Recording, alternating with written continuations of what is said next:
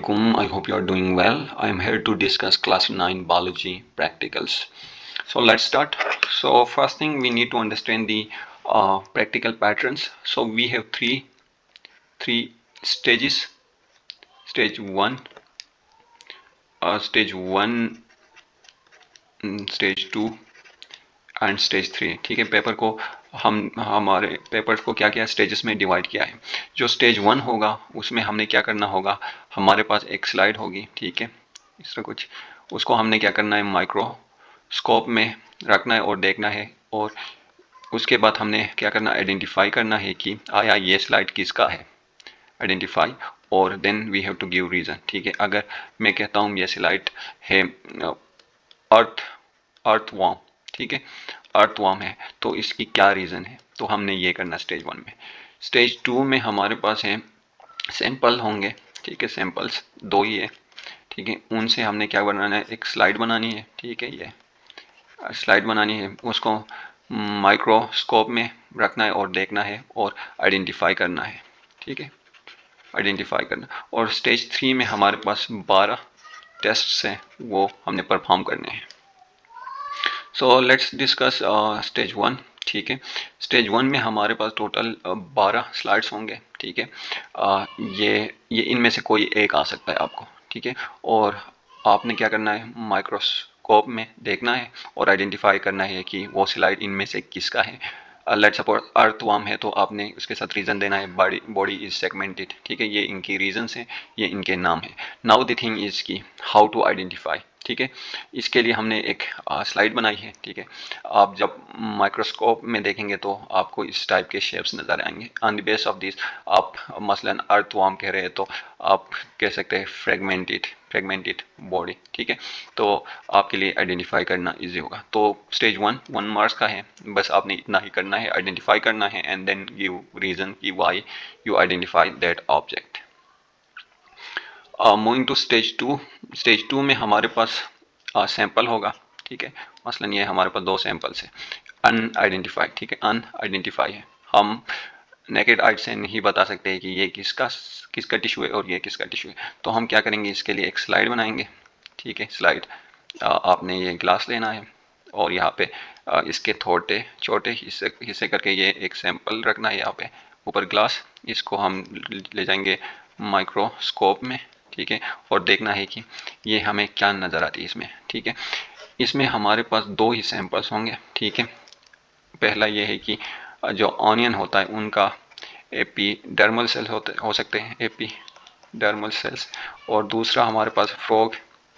ठीक है, फ्रॉग का हमारे पास हो सकता है इपीथेलियम टिश्यू या सेल्स हो सकते हैं. ठीक है, तो हमने ये सैंपल स्लाइड बनानी है. ठीक है, माइक्रोस्कोप में देखना है और बताना है कि इनमें से कौन सा है. ठीक है, स्लाइड बनाने का तरीका यहाँ पे ऑलरेडी हमने बता दिया है. ठीक है, और ये अच्छा, इनमें आपने आइडेंटिफाई कैसे करना. अगर इस टाइप का आपको ऑब्जेक्ट नज़र आती है तो ये ओनियन एपिडर्मल सेल्स हैं. अगर इस टाइप का आपको माइक्रोस्कोप में नज़र आती है तो ये इपिथेलियम ऑफ फ्रॉग है. तो एक और टिप. ठीक है, फ्रॉग वाला सैंपल मुझे नहीं लगता वो होगा. ठीक है, मोस्ट प्रोबेबली आपको ओनियन का ही देंगे. ठीक है, तो ये 3 मार्क्स का है, easy 3 marks. Now moving to stage 3. इसमें हमारे पास टोटल 12 टेस्ट है. ठीक है, बहुत सिंपल है. इसमें हमारे पास कुछ क्वेश्चंस होंगे लाइक 3, 4, 5, 6. सबसे पहला जो क्वेश्चन होगा कि मटेरियल क्या क्या रिक्वायर्ड्स होंगे वो. ठीक है, उसके बाद हमने परफॉर्म करना है इस टेस्ट को, उसकी ऑब्जर्वेशंस लिखनी है और रिजल्ट सेम सारों के लिए. लेट सपोज हम डिस्कस करते हैं पहला वाला, detection of reducing sugar in a food sample. ठीक है, आपको एक फूड सैंपल देंगे, उसको आपने क्या करना है, टेस्ट ट्यूब में रखना है. इसमें आपने equal amount of Benedict solution add करनी है. ठीक है, एक और बेक कर लेना है आपने वाटर में. ठीक है, और इसके अंदर ये टेस्ट ट्यूब रखना है और इसको 2-3 मिनट जेंटल हीट देनी है. ठीक है, तो अगर इसका कलर चेंज होता है, कलर चेंज होके ये बनते हैं हमारे पास. ठीक है, ऑब्जर्वेशन में हमने ये लिखना है, the solution change colour and form an orange और ब्रिक रेड प्रेसिपिटेट। अगर यहाँ पे प्रेसिपिटेट बनते हैं तो ये ऑब्जर्वेशन हम यहाँ पे लिखेंगे, और अगर ये बनते हैं तो हम ये कंक्लूड कर सकते हैं कि जो रिड्यूसिंग शुगर है present in the sample. Basic experiment है। दूसरा जो है that is investigating the action of amylase on starch at room temperature. ठीक है, इसमें भी हमने एपरेटस लिखना है। उसके बाद हमने एक्सपेरिमेंट करना है, जो कि ये है add amylase to the starch solution in test tube 1 and add distil water to the starch. ठीक है, हमने 2 टेस्ट ट्यूब लेने हैं। ठीक है, 1 एंड 2।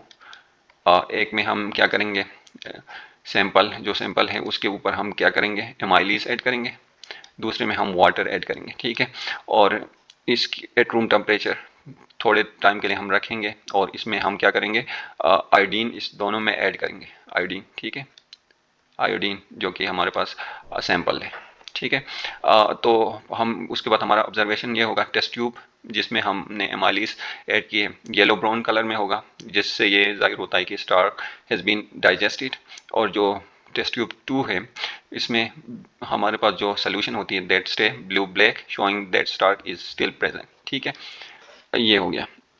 अच्छा, इसके बाद हमने इसका रिजल्ट इंटरप्रेट करना है। ठीक है, तो इसका जो रिजल्ट होगा टेस्ट ट्यूब, ठीक है, ये वाला the yellow brown colour indicates that amylase has been broken down starch into glucose giving negative result for starch. In test tube the blue black colour show that the starch has not been digested because only distil water was added.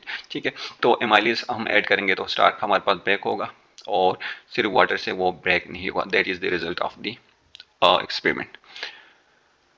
अच्छा, तीसरा जो हमारे पास test है that is investigating the necessity of light for photosynthesis using a destarched plant. ठीक है, हमें जो जो चीज़ें रिक्वायर्ड होंगी वो यहाँ पे हमने करना है। अच्छा, जो टेस्ट होगा दैट इज, ठीक है, सेटअप हमने ये करना है, setup the apparatus by placing a discharge potted plant in sunlight cover a portion of 1 leaf with black. ठीक है, एक प्लांट लेना है जो कि आपको मिल जाएगा। ठीक है,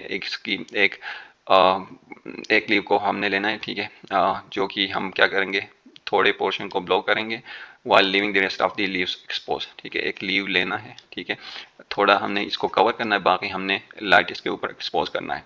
after sufficient exposure to sunlight pluck the leaf and perform the iodine test. ठीक है, उसके ऊपर हम क्या करेंगे, आयोडीन टेस्ट अप्लाई करेंगे, आयोडीन। ठीक है, आयोडीन सोल्यूशन हम यहाँ पे भी हम क्या करेंगे, आयोडीन ऐड करेंगे। ठीक है, इसलिए पे आयोडीन।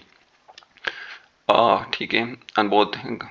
ठीक है, ऑब्जर्वेशन क्या होगी हमारी। ठीक है, the part of leaf that was covered with black, ये वाला, इसमें हमारे पास इसमें कलर चेंज नहीं होगा क्योंकि यहाँ पे स्टार्क बना ही नहीं है, जबकि दूसरा वाला इसका कलर हमारे पास क्या होगा, चेंज होगा, क्योंकि यहाँ पे स्टार्क बना था, जो कि आयोडीन से ये क्या होगा, इसका कलर चेंज हो गया। Starch is form in the part of the leaf that was expose to light. ठीक है, जिसका कलर चेंज हो गया, indicating that light is necessary for photosynthesis. अच्छा जी, next is calculating the surface area to volume of 2 cube. ठीक है, हमारे पास 2 क्यूब्स होंगे, एक छोटा होगा मेरे ख्याल में। ठीक है, एक थोड़ा बड़ा होगा। हमने इनका क्या करना है, surface area to volume ratio करना है। सरफेस एरिया क्या होता है, ये वाला है। ठीक है, एक साइड ये हो गया, तो हमारे पास क्यूब के कितने साइड्स है, 6 साइड्स। ठीक है, 6 साइड्स है, यस 6 साइड्स है। ठीक है, और उनका एक का एरिया कितना होता है, साइड मल्टीप्लाई साइड। ठीक है, एरिया से मल्टीप्लाई करेंगे तो हमारे पास क्या आएगा, सरफेस एरिया आ जाएगा, और वॉल्यूम हमारे पास क्या होगी, इसकी लेंथ होगी। ठीक है, तो हमने क्या करना है, cut 2 cubes of different size from the same material is instructed, ensure that 1 cube is larger than. ठीक है, बस इसको हमने मेजर करना है और इसका वॉल्यूम निकालना है और सरफेस एरिया निकालना है। मसलन ये मेरे पास एक क्यूब है। ठीक है, ठीक है, इसका है लेंथ 2 है, हाइट भी 2 है, तो इसका जो सरफेस एरिया होगा that is 6 multiply 4 that is 24। ठीक है, इसका वॉल्यूम होगा हमारे पास 2 की क्यूब दैट इज 8, और इसका जो रेशो होगा 3:1 होगा। ठीक है, और इसी तरह हमने दूसरे का भी करना है।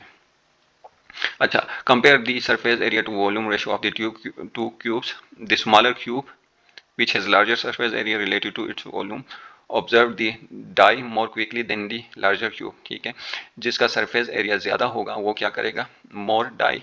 ठीक है, डाई हमारे पास कोई मतलब डाई है, ठीक है, इसको ऑब्जर्व ज़्यादा करेगा जिसका सरफेस ज़्यादा एरिया ज़्यादा होगा।